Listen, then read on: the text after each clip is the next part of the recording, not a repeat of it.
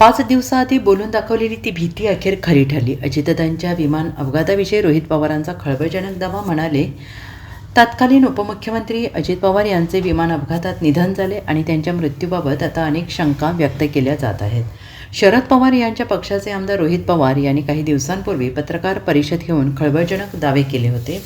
दरम्यान आता अजितदादा ज्या विमानातून प्रवास करत होते त्या अपघातग्रस्त विमानाचा ब्लॅक बॉक्स जळालेल्या स्थितीत असल्याचं सांगितलं जात आहे. या ब्लॅक बॉक्समधील माहिती संकलनासाठी तो परदेशात पाठवला जाणार असल्याचं सांगितलं जात आहे आणि ही माहिती समोर येताच आमदार रोहित पवार यांनी हादरवून टाकणारं भाष्य केलं आहे. त्यांनी एक्स या समाज माध्यमावर एक पोस्ट करून अजितदादांसोबत घातपात झाल्याच्या संशयाला बळ मिळालं असल्याचं अप्रत्यक्षपणे सांगितलेलं आहे. सोबतच त्यांनी 2 दिवसात आणखीन एक पत्रकार परिषद घेऊन धक्कादायक खुलासे करणार असल्याचं सांगितलं आहे. अजितदादांची किंमत सर्वसामान्य नागरिकांना समजली पण अजून तपास यंत्रणांना समजलेली दिसत नाही. दुर्दैवी अपघातानंतर 20 दिवस झाले पण अजूनही तपासाला वेग आलेला नाही असा संताप रोहित पवार यांनी व्यक्त केला आहे. तसेच केवळ VSR कंपनीला पुरावे नष्ट करता यावेत म्हणून उशीर होत नाही आहे ना असा गंभीर प्रश्न त्याने उपस्थित केला.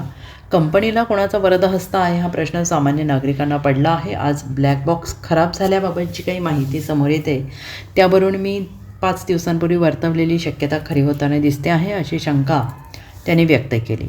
आम्ही मात्र दादांचा अपघात की घात याचं उत्तर मिळवल्याशिवाय स्वस्थ बसणार नाही.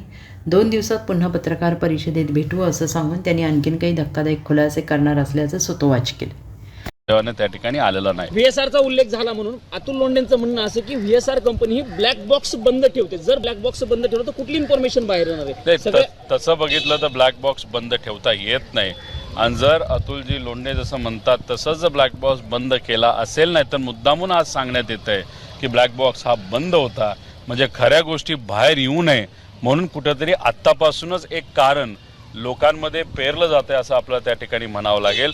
आणि ब्लॅक बॉक्स बंद करता येत नाही आणि जर असं एखादं कारण दिलं की ब्लॅक बॉक्स बंद असल्यामुळे आम्हाला इन्व्हेस्टिगेशन करता येत नाही तर मी जे म्हणतोय त्याला शिक्कामोर्तब होईल की दादांचा ॲक्सिडेंट नव्हता, दादांचा घात होता हे तिथं कुठेतरी क्लिअर होईल असं मला वाटतं. Bureau report SBN Marathi, Mumbai.